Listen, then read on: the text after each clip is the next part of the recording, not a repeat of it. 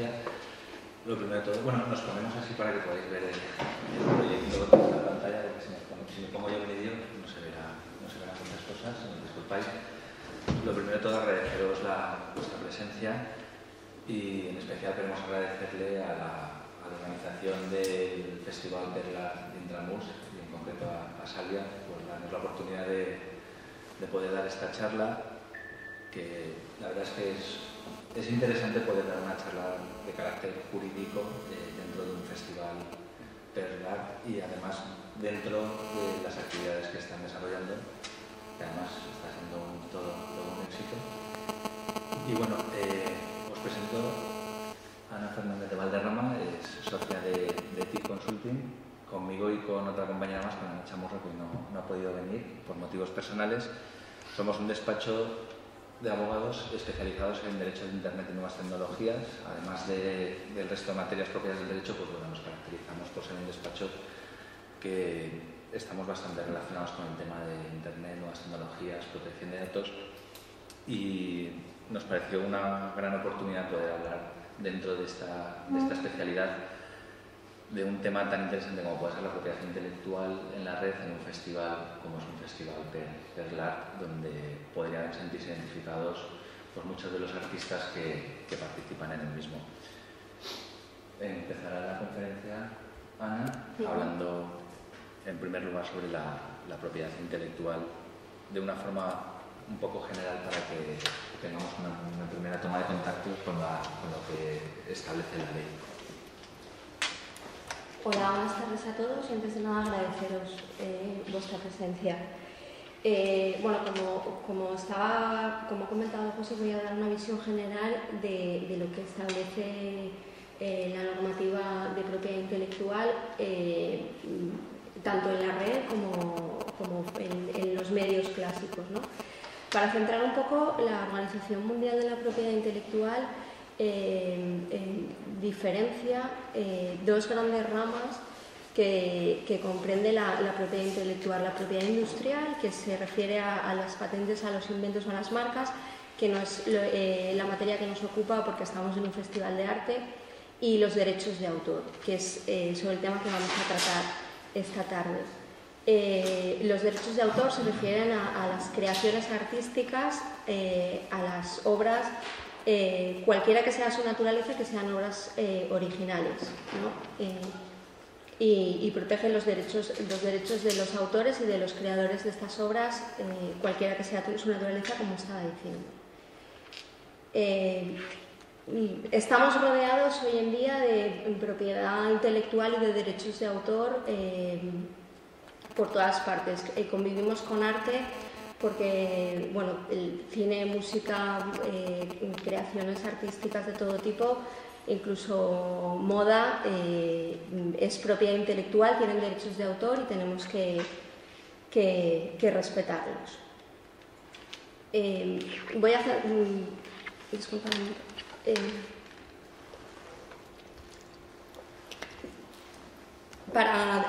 Vamos a centrar qué contenido y qué protege la propiedad intelectual, los derechos de autor, definiendo los tres grandes conceptos que comprende la propiedad intelectual. Inicialmente tenemos a los autores, entendemos como autor a la persona natural o jurídica que crea la obra. La obra en su concepto tiene que ser una obra original. Cualquier creación y el contenido de la propiedad intelectual son dos grandes tipos de derechos, que son los derechos morales y los derechos de explotación. Bien, el autor, ¿cómo podemos saber quién es el autor de la obra? Inicialmente se presume autor aquel que aparece como tal en la obra mediante su firma o el nombre. En la mera creación de la obra reconoce los derechos de autor, ¿no? No es requisito que esté inscrito, basta con que se firme y se reconozca la autoría. Tenemos distintos tipos de obras según los distintos tipos de autoría. Existen obras individuales o independientes, tenemos un único creador, obras en colaboración en la que participan distintos autores y a cada uno de ellos les corresponden los derechos de autor de manera individual. Y nos encontramos también con obras colectivas que son creadas bajo la iniciativa de una sola persona, pero participan otros creadores, aunque a esta persona, quien tiene la iniciativa de la creación de esta obra colectiva, le corresponde el ejercicio de los derechos de autor. El objeto, ya lo he comentado antes, son cualquier creación original, cualquiera que sea su naturaleza. No voy a volver a comentarlo. Y el contenido, por hacer más hincapié en cuáles son los derechos y explicarlos con un poquito más de calma, los derechos de autor están divididos en dos grandes ramas. Los derechos morales, que pertenecen siempre y son irrenunciables e inalienables, no puede disponer el autor de ellos, son los derechos morales. Son aquellos que le permite reclamar, decidir sobre cómo va a divulgar la obra y en qué forma. Solamente corresponde al autor de la obra decidir si lo va a hacer o no. Determinar cómo va a hacer esa divulgación, si lo va a hacer en su propio nombre o con un seudónimo o de manera anónima.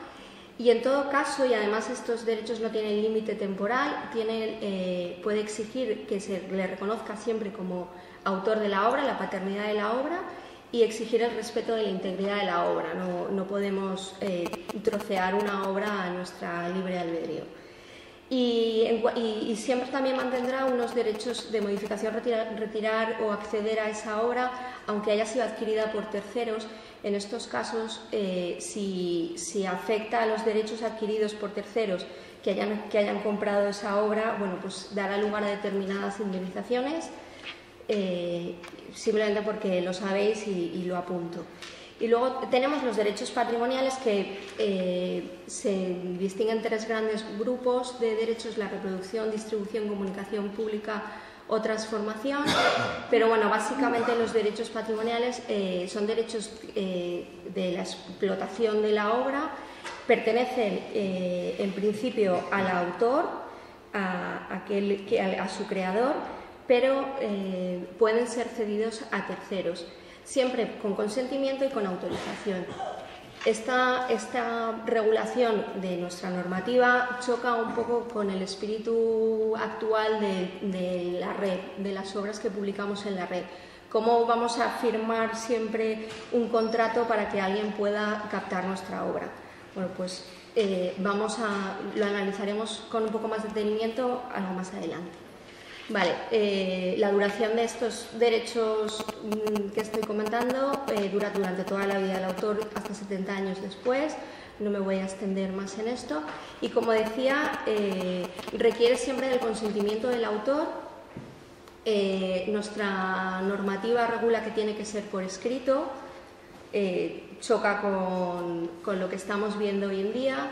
Y en nuestra cesión de derechos, en ese contrato que podamos firmar, en el que cedamos el consentimiento y autoricemos a un tercero para que explote patrimonialmente nuestra creación, normalmente esto conlleva una contraprestación económica que se suele establecer con una remuneración proporcional en beneficios o una remuneración en alto alzado.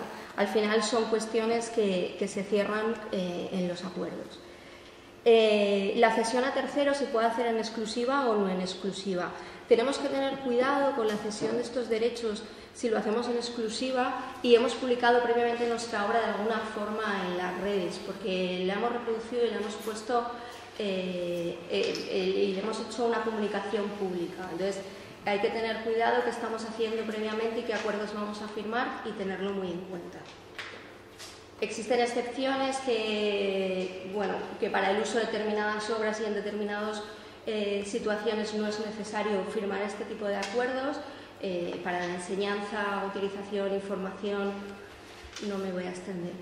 Y por último, otro gran aspecto que es importante pero no es constitutivo del derecho es que existe el registro de la propiedad intelectual y podemos registrar cualquier obra, incluidas las páginas web, pero como os decía, este registro de obras no es constitutivo del derecho. El registro simplemente es un mecanismo que nos protege y nos da herramientas para que en un momento dado tengamos una prueba cualificada que nos permita demostrar que esa obra ha sido nuestra creación y podamos defenderla frente a ataques que podamos sufrir de terceros.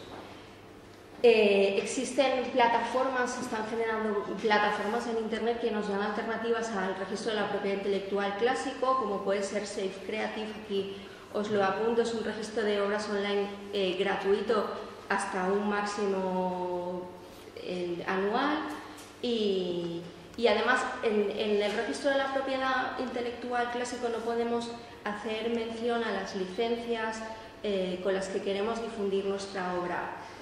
Como veremos, tenemos alternativas para liberar determinados derechos patrimoniales. En este tipo de registros creados en Internet sí que nos facilita la posibilidad de identificar claramente qué licencias queremos liberar de difusión y más adelante las vamos a ver con detenimiento. Bueno, esta es una visión general de qué nos encontramos en la propiedad intelectual, los derechos de autor para defender nuestras obras en general. Y José Ana va a pasar a explicarnos cómo transponemos estos derechos a la red. Bueno, después de, como ha dicho Ana, de ver de una forma general y global cómo se estructura y en qué consiste la propiedad intelectual, entramos ya a desarrollar lo que sería la conferencia en sí misma, la propiedad intelectual en la red. Indudablemente es un tema que está de mucha actualidad, porque es indudable que la presencia de la red en nuestras vidas es cada vez mayor y además precisamente todo lo relacionado con la propiedad intelectual, ahora iréis viendo conforme vayamos avanzando cómo abarca prácticamente casi todo lo que se realiza todo lo que contiene la red. Tiene connotaciones relacionadas con la propiedad intelectual. Indudablemente la red es un medio idóneo para poder poner en conocimiento, para poder difundir cualquier tipo de obra que haya sido creada. Precisamente la digitalización de los contenidos y la posibilidad de que los mismos puedan ser transmitidos convierte la red en una plataforma que permite una expansión muy grande de todas estas creaciones. Ello conlleva, y lo analizaremos posteriormente también, unos riesgos considerables, puesto que el control de estas obras, vigilar los posibles ataques que puedan sufrir estas creaciones o estas obras en la red, pues tiene una gran dificultad, y además nos encontramos con que jurisprudencialmente todavía existen grandes vacíos al respecto, y además también una jurisprudencia un poco contradictoria que va avanzando conforme va avanzando la materia. No voy a entrar a desarrollar porque hay una cuestión que ya hemos avanzado, y es que la propiedad intelectual, de la forma que la ha explicado Ana, se traslada de una forma absolutamente idéntica a la propiedad intelectual en la red. No existe una mayor o una menor amplitud de materia que contemple en lo que venga relacionado con la propiedad intelectual en la red, con lo que ya ha dicho Ana. Por lo tanto, nos encontramos con que los derechos de autor de aquellas obras o creaciones que sean trasladadas a la red, al final son las mismas. Los derechos morales a los que ha hecho referencia Ana, que comprenden la divulgación, paternidad, revelación, etcétera, y los derechos económicos que también ha hecho de referencia Ana.